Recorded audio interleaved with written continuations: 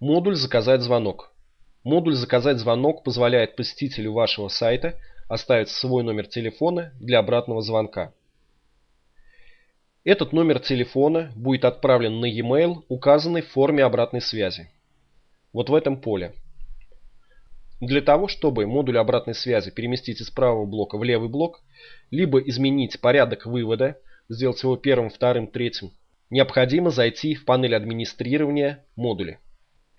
В панели администрирования выбираем закладки модулей сайта. Выбираем все модули. Выбираем модуль «Заказать звонок». Он вот с такой трубочкой.